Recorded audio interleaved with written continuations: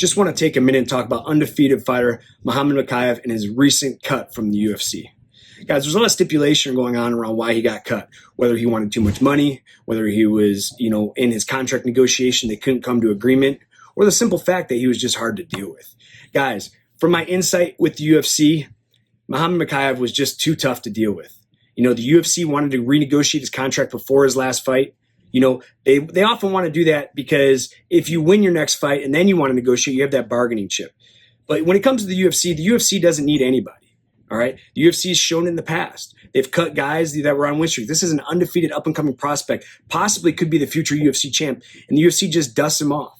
All right, guys, for all you upcoming fighters that are coming through the ranks that want to get to the UFC, guys, when you get to the UFC, when you get to the big show, you have to treat everyone with respect. Whether you're going to the PI and you're talking to the janitor, the front desk people, the coaches there, guys, we're all on an equal playing field. And from my understanding, this guy just didn't want to play nice. He'd go in, he'd be disrespectful to the staff at the UFC. He didn't want to renegotiate his contract. So the UFC just stepped in and they big dick slung it around and said, hey, look, we don't need you.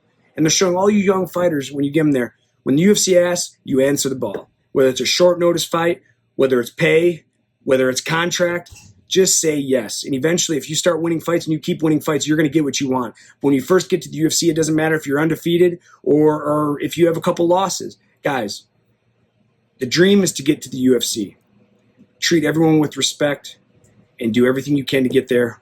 Work hard and don't end up like this guy. This guy has UFC champion written all over him.